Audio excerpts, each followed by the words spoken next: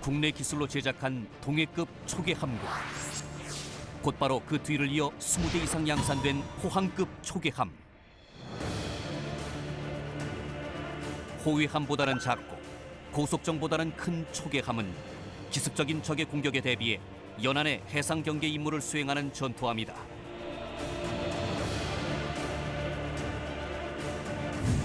울산급 호위함을 개발한 직후 해군은 단기간 내에 많은 수의 함정을 건조해 연안의 빈틈을 없애기 위해 초계함 개발에 들어갔다.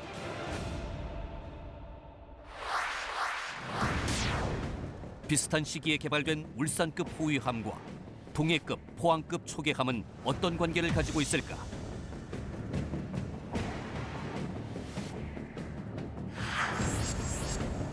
언론과 인터넷에는 이에 대한 각종 추측과 주장이 넘쳐나고 있다. 하지만 인터넷 블로그는 물론 공신력 있다는 보도기사 중에서도 제대로 된 정보는 찾기 힘들다. 그렇다면 동해함과 포항함 그리고 울산함에 관한 진실은 과연 무엇일까?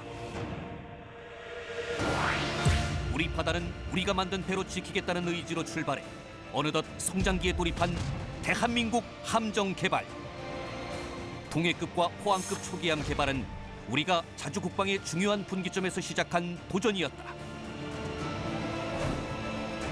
숱한 시행착오를 극복하며 우리 기술로 탄생시킨 초계함 개발사를 만나본다.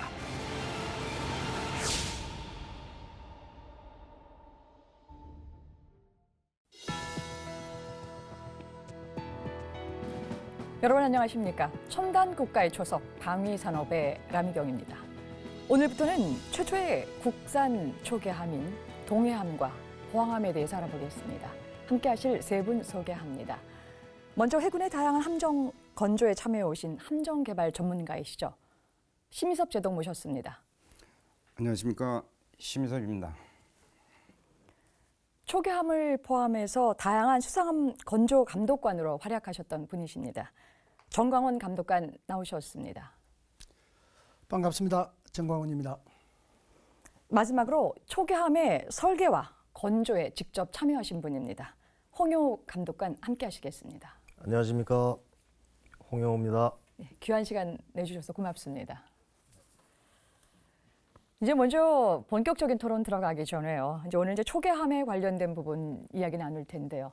초계함이 어떤 함정인지 기초적인 상식을 조금 알고 가야 될 것 같은데요. 심재동님, 이 초계함의 역사와 또 기본 개념 그리고 이 전략적인 활용 범위가 어디까지 됐었는지 좀 간략한 설명 부탁드리겠습니다. 예. 초계함은 콜베트라는 배하고 패트롤 뱃을 그 두 가지로 번역을 할 수 있는데요. 영문의 그 단순 직역 표현으로 본다면 패트롤 베슬이 초계함에 더 가깝다고 말할 수 있습니다.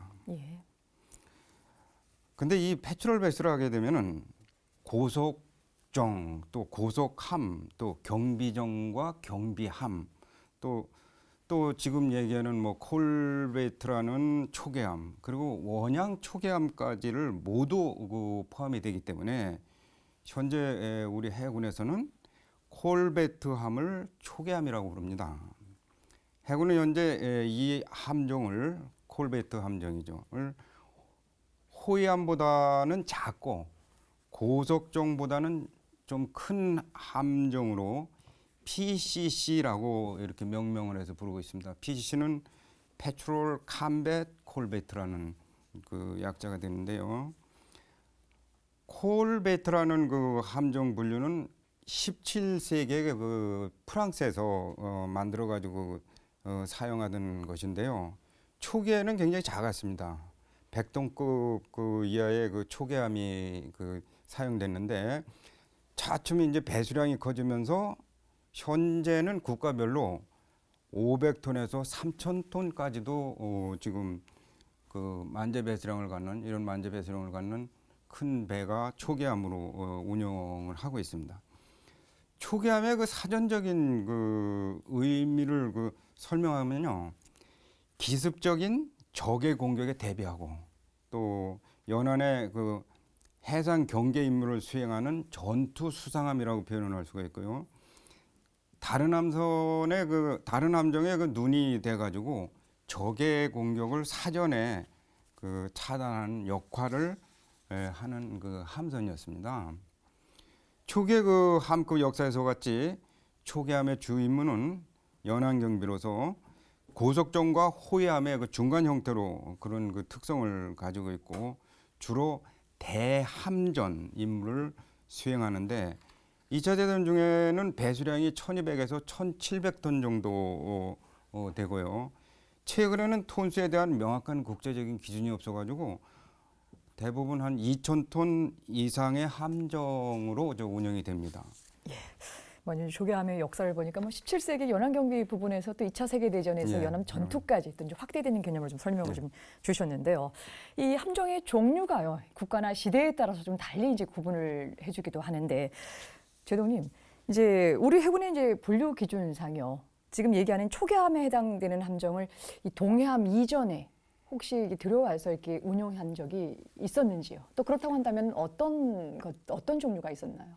예, 몇 척이 있었습니다. 지금 말씀하신 대로 이제 함정은 그 국가별로 그 시대에 따라서 이제 기준을 정해가지고 운영하는 것이 그 일반적입니다. 예. 동해안 개발 당시에는 이제 우리 그 해상 전력이 저희들이 가지고 있는 해상 전력이 별로 그렇게 쓸만한 것이 없었죠.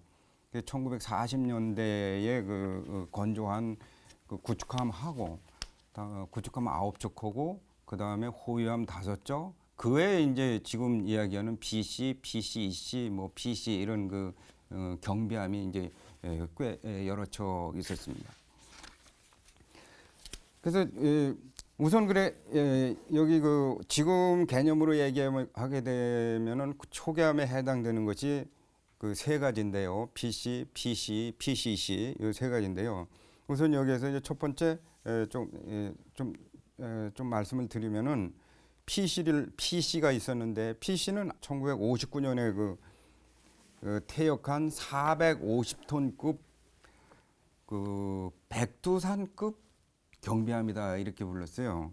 그래서 이배는 2차 대전 때에 참여를 하고 이미 다 퇴역을 한 것을 우리가 고철값으로 가서 사옵니다. 미국에서 사가지고서 그 전체 이제 1950년 4월 며칠 날 이제 들어온 걸로 지금 기록이 되어 있는데, 그리고 바로 두 달 후에 이제 6.25가 터지죠. 그래서 이때 그 바로 그 개전하는 날 참전을 해가지고서 대한해협에서 북해 그 특수부대의 그 후방 결연 작전을 위해서 들어오는 그 북해 그 침투 선박을 갖다가 침몰시키죠. 그래서 이런 그 공을 성과를 올리는 그런 함정이 있었습니다. 물론 그 당시엔 다 이제 이미 퇴역을 했죠.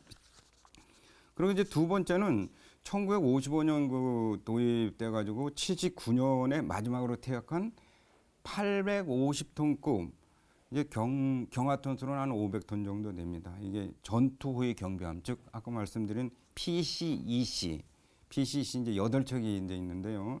이것은 그 미 해군에서는 PC2로 운용을 하던, 미 해군의 분류로는 PC2로 그러니까 호위 경비함으로 운용을 하던 거를 들여와 가지고 우리들이 PC2C로 운용을 함정입니다. 조금 더 저희들이 그 임무를 갖다 더 주었다는 얘기죠.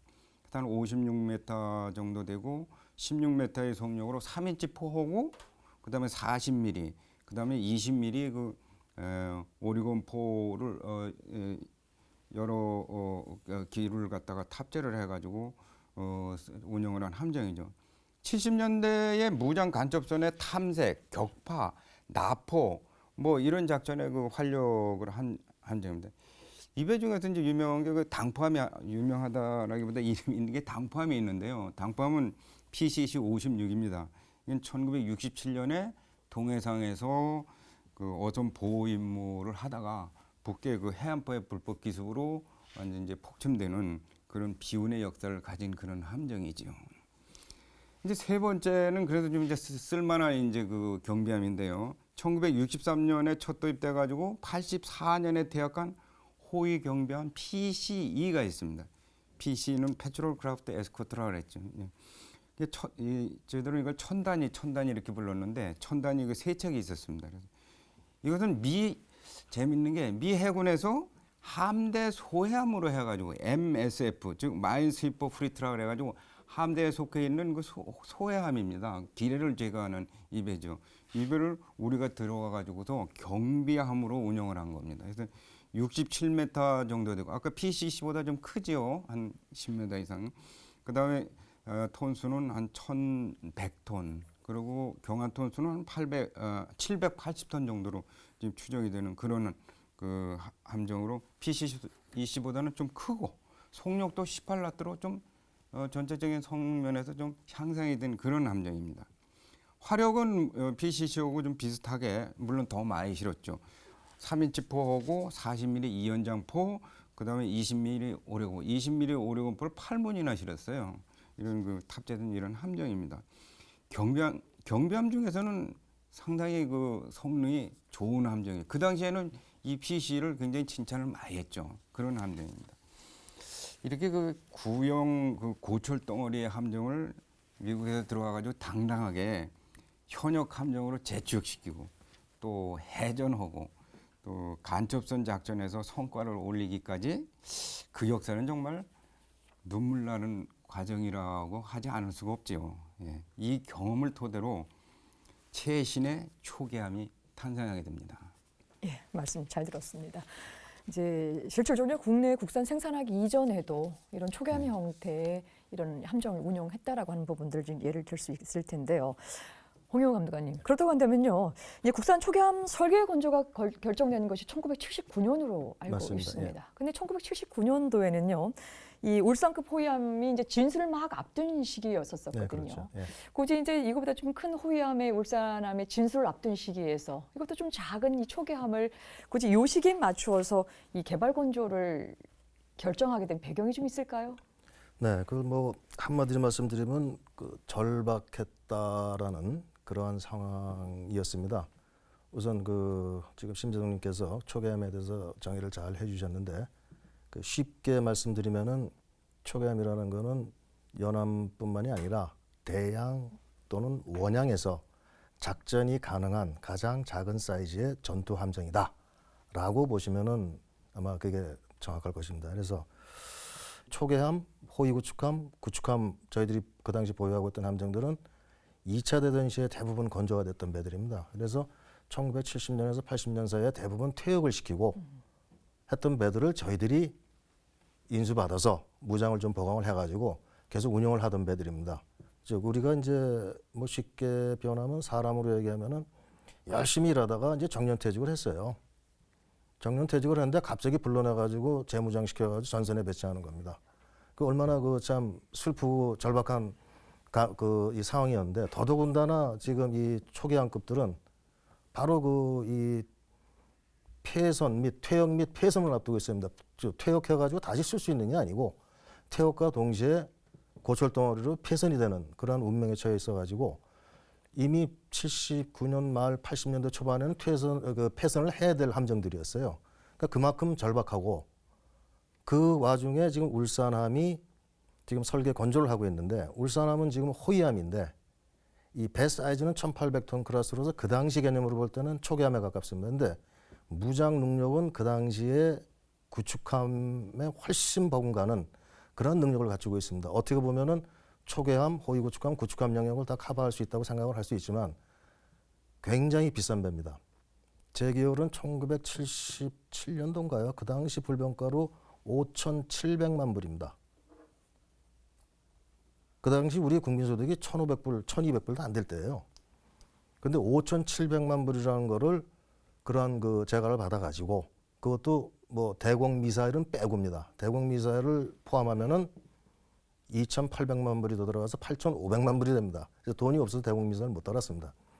그래서 이제 이 비싼 배를 갖다가 지금 건조를 하다 보니 지금 당장 급한 것이 초계함 쪽에 이 초계함이라는 것은 한마디로 말씀드리면은 최전방 영해 수호 임무를 갖고 있습니다. 즉 우리 동서의 그 이 북방 한계선에서 항상 경비 업무를 하면서 직접적으로 적하고 대치를 하는 그런 입장이 있습니다. 예. 굉장히 절박하죠. 예. 자, 그러면 이것을 그 대체해서 할 수 있는 신형 초계함을 해야 되는데 그럼 어떻게 할 것이냐? 또 수량이 그 척수가 많이 필요하게 되겠죠. 결과적으로는 28척이 지어졌습니다만은 그렇다면 그 당시 경제 환경으로 볼 때는 가능한 한 저렴하게 우수한 성능을 가진 그리고 함 안정성이 뛰어난 즉 함 안정성이 뛰어나다는 건 이 경비 업무를 하다 보면은 그 함 안정성이 굉장히 그 중요하게 됩니다. 왜냐하면 이제 그 배 함정이 움직이는 그 저희들이 이제 전문 용어로 그 오퍼레이팅 프로파일이라고 그러는데요. 배의 속력 대비 자기가 작전을 하는 그 영역들이 있습니다. 보통 그 당시에는 한국 함대 진해에서 출발을 하면은 순항 속력으로 동해면 동해, 서해면 서해까지 갑니다. 그 다음에 일단 목적지에 도달하고 나서는 그 다음부터는 경비 임무에 들어가면 경비 속력으로 해서 한 5나트 정도 8나트 그 정도 저속으로 운항을 하고 그 다음에 적과 대치를 하는 그러한 전투 배치 상황이 벌어졌을 때는 소위 말해서 이제 그 스프린트 파워라고 그래가지고 최고 속력을 내가지고 달려야 됩니다. 그럼 실질적으로 운항 그 프로파일을 보면은 순항 속력이나 최고 속력은 그다지 많은 부분을 차지하지 않고 경비 속력에서 많은 부분을 차지합니다. 그러다 보니 속도는 낮은데 또 동해에서는 이 파도가 서해하고는 비교가 안 됩니다. 상당히 그 좀 그 흔한 표현으로 셉니다. 이제 그걸 견딜 수 있어야 되는데 이미 미국에서 인수한 그 PC급에서 그것이 성능 입증이 되었고 그래서 이제 군에서의 요구사항 흔히 얘기하는 이제 그 TLR이라고 그러죠. 그래서 자 아까 심재동님이 말씀하신 대로 PCE 사이즈 배 사이즈는 PCEC급 즉 그 당시 우리 5단위 배라고 합니다. 5일함부터 5구함까지 총 8척이었는데 그 중에 5, 6함 당포함은 이부가 애들한테 이제 그 침몰을 당했고 그 정도 사이즈를 가지면서 왜 그 배가 사실은 그 간첩선을 제일 많이 잡은 배입니다. 그 해군 역사를 볼 때는. 그리고 함 안정성은 실제 경비 업무를 동해나 서해, 뭐 서해는 좀 덜합니다만 동해에서 진행을 하다 보면은 그 함의 안정성이 굉장히 중요합니다. 그 경비할 때 배가 굉장히 많이 그 흔들려요. 그래서 그 PC급이 입증이 됐으니까 PC급의 함 안전성을 가져라. 그러면서 그 당시에 그 전 세계적인 추세가 이제 그 1970년대 말 80년대가 그 콜베트가 이게 전투함으로서 이제 아까 심재동께서 그 17세기 때부터 얘기를 해주셨지만 그때 이제 그 나오는 그 전 세계적인 추세가 있습니다. 선진 해군의 그 초계함 쪽에 그 소위 말해서 콜베트 쪽의 그 이 사양들을 보면 재원들을 보면 대부분이 사이즈가 1000톤에서 한 1500톤 사이에 속력은 최고 속력은 25나트 이상을 갖는 그러면서 상당히 그 무장 능력은 탁월하고요. 그래서 그 TLR상에 25나트 이상 해가지고 이제 시작이 되게 된 거죠. 뭐 간단하게나마 이렇게 말씀드리겠습니다. 예. 조개 압력 개발 건조의 기본적인 배경들, 국가 안보가 또 최우선이 됐었었고 또 우리의 지금 이 최전방의 영해수호라고 하는 것이 그런 주된 목적이 있었기 때문에 개발을 시작할 수밖에 없었다는 그렇죠. 말씀을 지금 예. 주셨는데요. 근데 이제 그런 과정을 쭉 살피다 보면요, 이제 우리 그 당시에 이제 그 김정근 해군 참모총장님의 이제 그 로우엔드 전략이 이 초계함 개발과 연계가 됐다고 하는데, 제동 이게 어떤 얘기입니까? 예, 이거는 지난 그 PKM 편에서도 좀 설명을 드린 것 같은데요. 그래 전력 운용 그 소요 기획에서 나오는 하이로 믹스 개념에서 나오는 그 말입니다. 그래서 좀 이게 어려운 용어인데요. 쉽게 그 설명을 한다면 임무 수행이 가능한 그 무기 체계 중에서 첨단 전력을 하이엔드로 보고 그다음에 저성능 전력을 로우엔드로 그 설정해가지고 이를 적정 수준으로 균형 편성할 수 있도록 한다는 그런 의미입니다. 그래서 울산급 호위함으로 그 소요 전력을 모두 그 충당하게 되면은 하이엔드 전력을 구사하는 것이 되겠죠. 근데 이럴 경우에는 많은 비용이 그 투자가 되기 때문에 이 하이 전력을 최소화하고 그다음에 대신 나머지 부족한 전력을 보완할 수 있는 로우 엔드를 찾아서 가용 자원 즉 뭐냐면 또 우리 비용의 예산의 범위 내에서 소요 전력을 해결한다는 그 전력 구축 그런 개념입니다. 원래 그 대형 전함을 건조해서 그 해상 전력을 구축했다는 개념으로 하이엔드의 울산함을 갖다가 그 개발을 했는데 건조 비용이 좀 만만치도 않고 과도하게 그 많이 들어가기 때문에 그보다는 적은 비용이 드는 1000톤급을 대량 건조해 가지고 실질적인 그 해상 그 운용 전력으로 활용하겠다는 그 계획이 로엔드의 초계함입니다. 상품 개발에 있어서도 이제 이런 그 용어를 쓰는데요. 이익을 극대화하기 위해 가지고 하이엔드와 로엔드 전략을 갖다가 구사할 수 있죠. 그 로엔드 전략은 상품에서는 뭐 박리 다매 정도로 그 표현을 할 수가 있겠고, 그 다음에 하이엔드 전략이라는 건 최고의 그 명품만 한정 구매를 하도록 해가지고서 최대의 그 이윤을 갖다가 창출할 수 있는 뭐 이 정도로 이해하면 쉽게 그 이해가 되실 것 같습니다. 예, 알겠습니다. 혹시 정광훈 감독님께서 혹시 보충 설명하실 부분 있나요?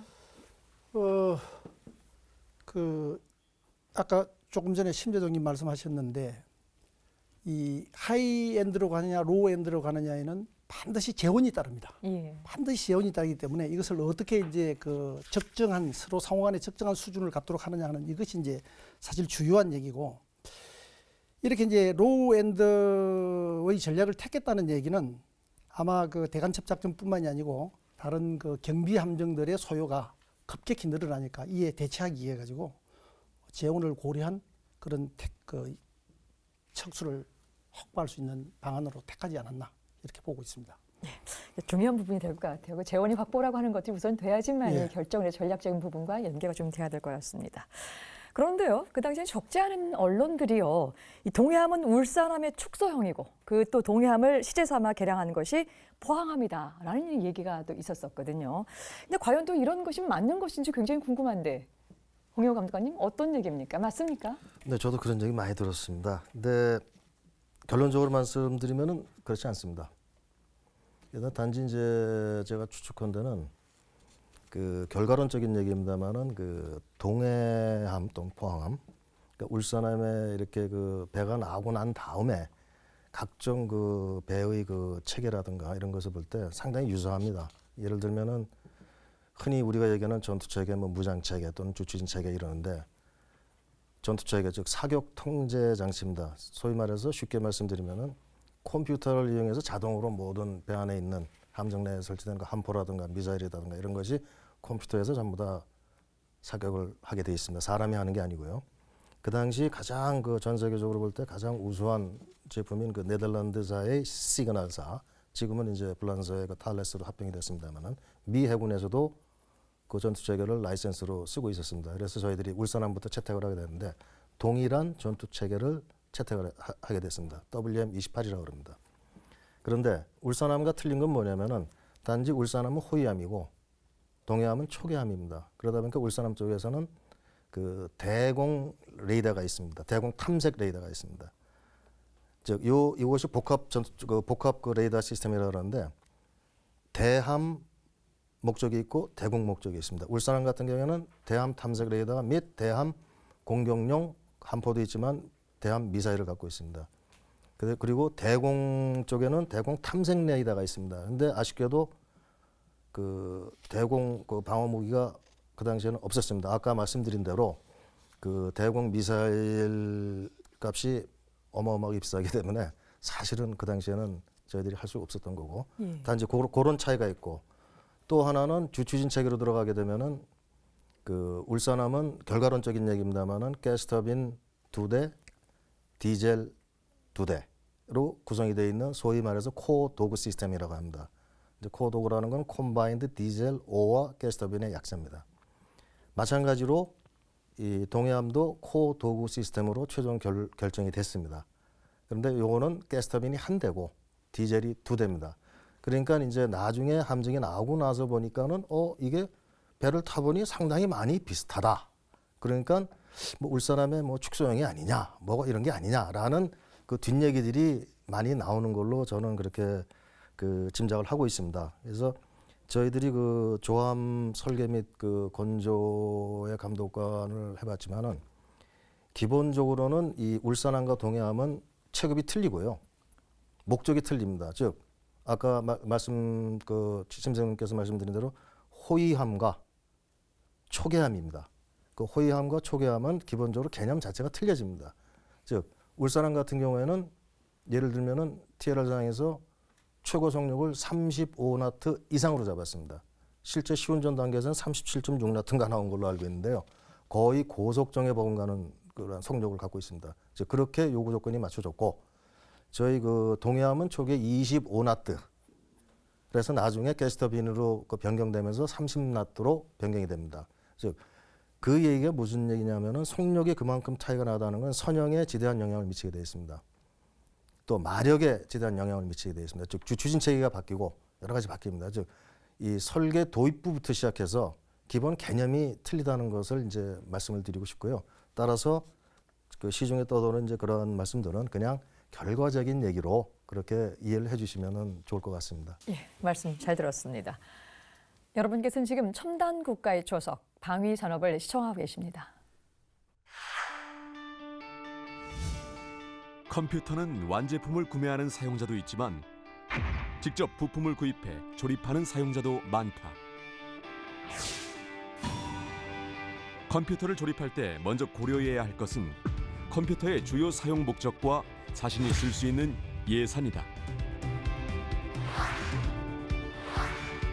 컴퓨터에는 여러 가지 부품이 필요하고 사양에 따라 각각 다양한 가격대의 부품을 선택할 수 있다.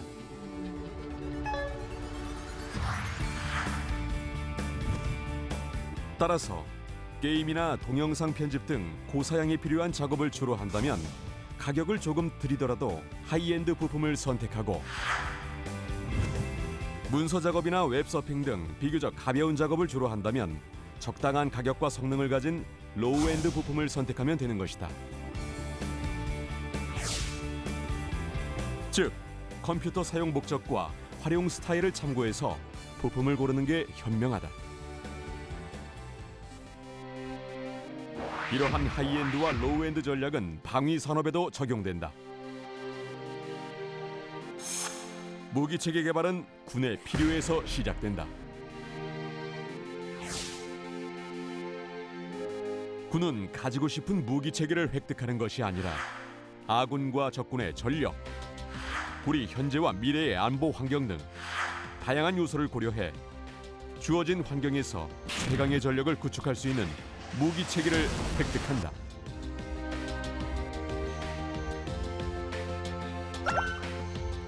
이때 등장하는 주요 획득 전략이 바로 하이로우 믹스 개념이다. 예산과 시간 등 다양한 환경 때문에 모든 무기체계를 고성능으로만 획득할 수는 없기에 고성능의 무기체계와 저성능의 무기체계를 적절하게 조합하는 전략이 필요한 것이다.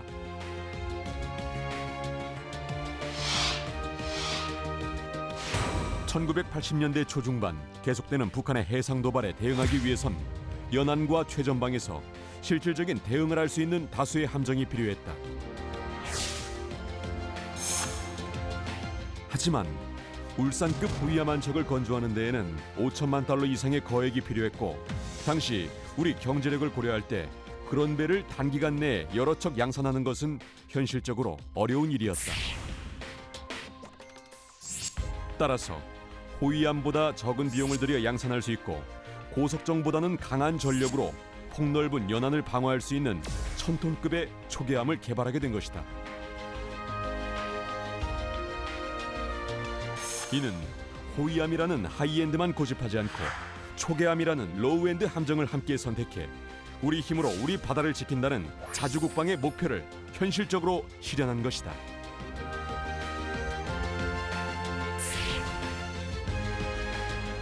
이렇게 우리의 기술로 개발한 초계함들은 지난 30여 년간 우리 연안 방어의 주력함으로 큰 몫을 해오고 있다. 첨단 국가의 초석 방위산업 오늘은 초계함에 대해서 알아보고 있습니다. 심재동님 이제 오늘부터 우리가 본격적으로요 이제 초계함 특히 이제 그 중에서 이제 동해함을 좀 알아보고 있는데요. 이 동해함의 이제 재원과 또 간단한 이력을 소개해 주시면 또 그걸 바탕으로 해서 토론 이어가겠습니다. 어떻습니까? 예, 동해함은 울산 방금 말씀하셨듯이 울산함에 이어가지고 설계에 착수해가지고서 개발한 그 1000톤급 한국형 초계 전투함을 갖다가 말하는 것입니다. 해군은 지금 그 1980년에서 울산함이 그 건조가 완료된 이후 1980년 6월부터 코리아 타코마에서 기본 설계를 해서 1981년 11월에서 1983년 11월까지 2년 동안 그 동해함 그 초계함 4척을 갖다가 그 건조했습니다. 예. 그 후에 그 양산 계획을 그 변경해 가지고 동해함이 시운전 중인 1982년 10월부터 1984년 10월까지 포항급 4척을 건조로 시작해 가지고 1993년까지 24척을 건조하여 최소한 이제 해상 전력이 수상전에서는 그 북계보다 완벽하게 그 우위를 갖다가 확보할 수 있었죠. 지금은 이제 동해함을 비롯해 가지고 그 초기 함정은 시기별로 점차 이제 퇴역 중에 있습니다. 그래서 그들을 뭐 다른 그 대체함인 인천급 호위함이 그 뒤를 잇는 걸로 알고 있습니다. 그래서 이런 그 동해함은 이 제원이 길이가 78.5m고요, 폭이 10m. 그다음에 흘수가 2.9m로 배수량이 1,050톤이 됩니다. 경하 톤수는 이제 890톤으로 지금 그 기록이 되어 있습니다. 이런 그 동해함은 그래 연안 경비함으로 최대 속력이 31나트가 되고요. 이 최대 속력을 위해 가지고 추진 기관은 2,700마력짜리 그 가스터빈 한 대 하고, 다음에 저속 그 경비를 위해 가지고 3,080마력짜리 디젤 기관 2기를 갖다가 장착해 가지고 가스터빈하고 디젤 엔진을 갖다가 별도 저속과 고속으로 별도로 그 구동을 하는 코도구 그 방식을 적용해 가지고 30나트 이상을 갖다가 유지하게 설계가 되는 겁니다. 울산하고 비교를 하게 되면요, 아까 그 홍영 사장님께서 울산은 뭐 이미 많은 부분을 설명해 주셨는데, 울산하고 비교를 하게 되면 동일한 그 가스터빈, 다음에 기통수가 조금 적은 그 동일 계열의 그 디젤 엔진으로 코드 구동 방식은 같습니다. 전체적 크기는 울산함의 한 반 정도로, 톤수로 봐서 한 반 정도로 보시게 되면 이해하기가 쉽고요. 무장은 울산 것과 그 마찬가지로 함포 위주로 개발이 된 겁니다. 미사일이 없다는 얘기죠. 함포 위주로 개발이 됐고, 그 함포는 함수에 76mm 오토멜라라 그 자동포가 설치가 되어 있고요. 그다음에 함수의 갑판이 하나 위인 오한 갑판, 그다음에 중간 그 함교와 함미 갑판에 30mm 에머선 2연장 그 자동포, 이렇게 해서 세 문이 그 장착이 됩니다. 그에 뭐 대공 폭내, 그다음에 그 3연장 이제 어뢰 발사관을 어뢰를 쏠 수 있도록 그 2기가 그 설치가 되어 있고요. 그 소나도 대잠 탐지 장비인 소나, 2도 소나라고 저희들은 부르는데요. 2도 소나하고 그다음에 중요한 사격 통제 장비인 WM-28, 울산급하고 동일한 그런 계열의 그 장비인데요. 이게 설치돼 가지고 지금 말씀드린 그 함포를 운영을 할 수 있어 가지고 자동화된 이제 화력 그 운영이 가능하게 설계된 그런 함정입니다. 이제 이렇게 보게 되면은 대함전하고 그 다음에 대잠전이 이제 모두 가능하도록 설계되었다는 것을 알 수가 있고요. 대공 능력에 대해서는 좀 취약한 편이었죠. 그래서 이건 뭐 그 울산함도 마찬가지고요. 이걸 보완하기 위해서 1994년에 그 대공 능력 강화를 위해 가지고 미스트랄 단거리 그 미사일을 그 탑재해서 운영 중인 것으로 알고 있습니다. 홍용호 감독님, 울산함은요, 이 설계 과정부터 해군하고 현대조선하고 함께 이게 진행을 했었거든요. 그렇죠. 이 동해함 같은 경우는 어떻게 이 설계팀이 꾸려졌고요, 또 어떻게 진행해 갔습니까? 그 당시 제 계급이 대위였습니다. 하급장교라서 제가 꾸릴 수 있는 건 아니고요. 예. 이 자리에는 안 계시지만 박대성 제독님 그 당시에 중령님이셨습니다. 그래서 이제 그분을 수장으로 해서 그 감독관 팀들이 꾸려지게 됐습니다. 그래서 해군본부에서 그 개념 설계를 마치고 80년 6월달에 이제 그 마산에 있는 코리아 타코마 조선소에서 기본 설계를 수행하게 됐습니다. 그래서 그쪽에 그 기본 설계진들은 또한 그 해군 조함 쪽에서 일을 하시던 뭐 김국고 선배님이라든가 김강주 선배라든가 황성호 선배라든가 각 분야별로 나름대로 전문성을 갖추신 그런 분들이 전역하시고 조선소에서 이제 그 핵심 업무를 다 맡게 됐습니다. 그래서 흔히 얘기하면 그 감독관과 그 조선소의 관계는 보통 사람들은 갑을 관계로 자꾸 이 잣대를 들이댑니다. 근데 이 기본 설계라는 거는 갑을 관계가 성립할 수 없는 작업입니다. 왜냐하면은 건조를 위한 기본적인 틀을 만들기 위한 작업이거든요. 즉 확정된 게 없습니다. 건조는 기본 설계 끝나서 모든 것이 확정된 단계에서 하기 때문에 어느 정도 갑을 관계가 형성할 수 있죠. 왜?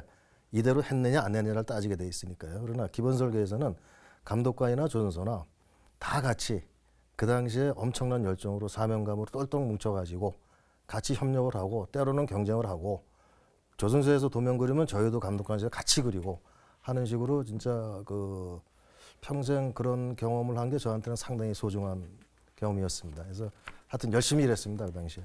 예. 예.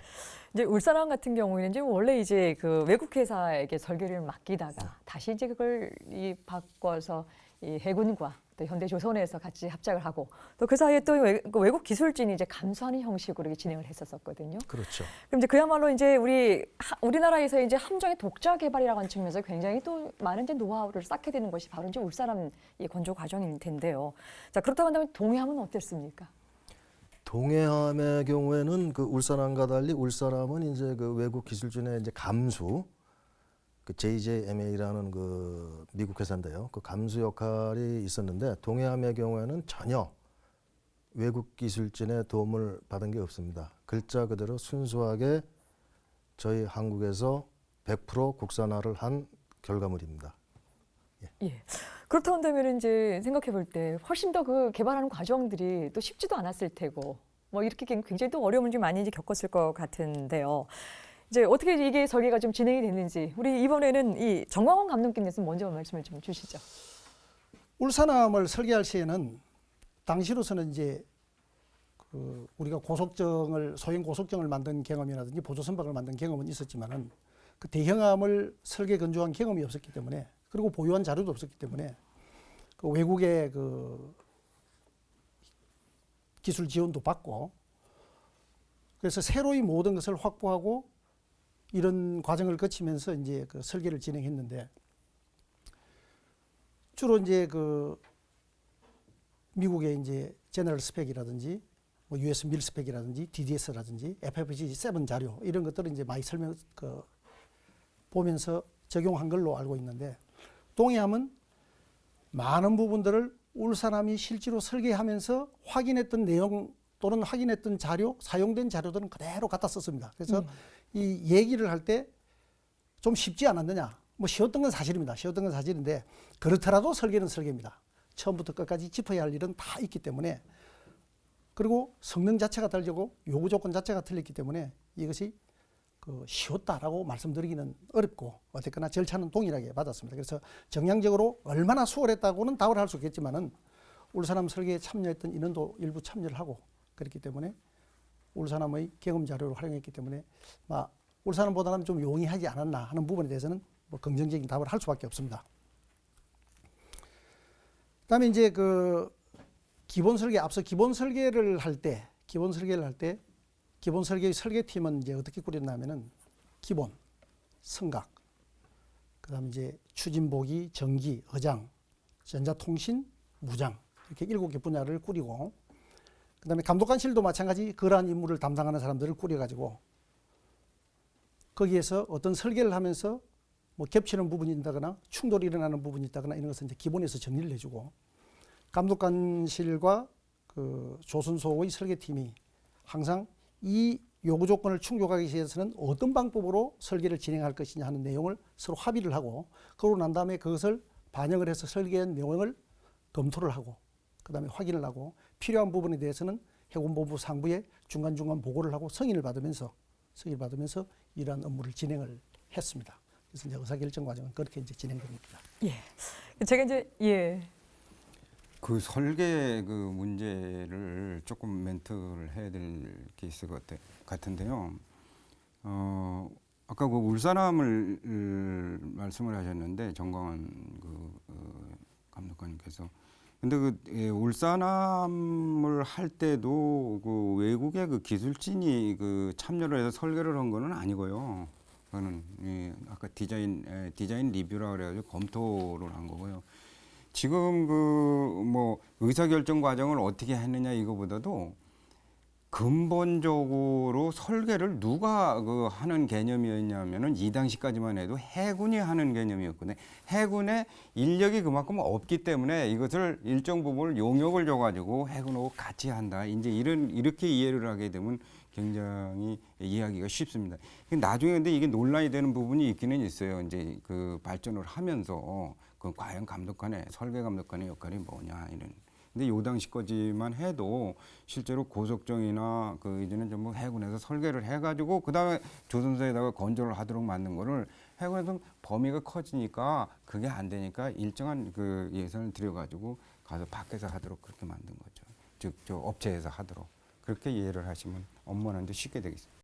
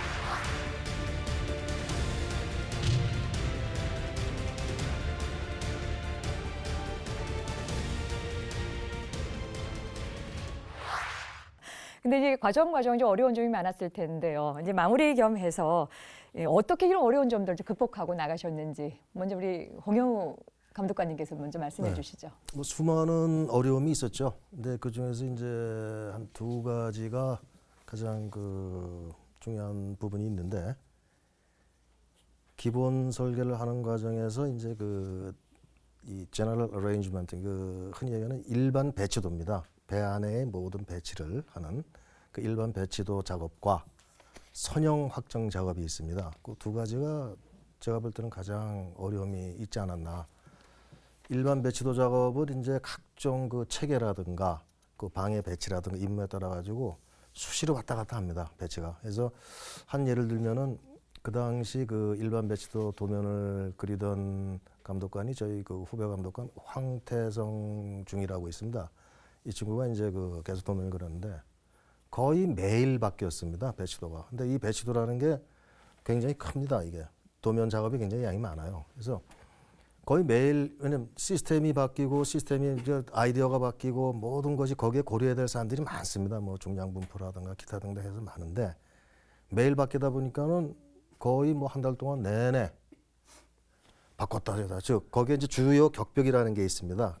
손상 대처하는 격벽인데 격벽이 또 왔다 갔다 하고 또 안에 또 룸들이 막 여기 있다가 또 앞에 있다 뒤로 가고 밑에 있다 위로 올라가는 그러한 식으로 거의 한 달 동안 매일 바꾸면서 거의 이 파김치가 됐죠. 근데 이제 최종 결정 단계에서 이제 딱 놓고서 자 이게 우리가 동해함에 이제 나가야 될 일반 배치도다. 왜냐면 그걸 근거로 해서 이제 건조에 들어가는 거거든요. 근데 그 일반 배치를 딱 놓고 보니까 한 달 전에 시작할 때 한 거하고 거의 유사한 거예요. 그러니까 난 아직도 그 친구 이 눈빛이 기억이 나는데 황당해하면서 허무해하면서 원망스러운 온갖 저게 들어가 있는 거지. 근데 그게 바로 기본 설계입니다. 뭐냐면은 그 우리 전문 용어로 이제 디자인 스파이럴 또는 이제 트레이드업 스타일이라고 하는데 끊임없이 돌고 돌아서 최종 이 최상의 이 최적 포인트로 들어가는 최적화 작업이죠.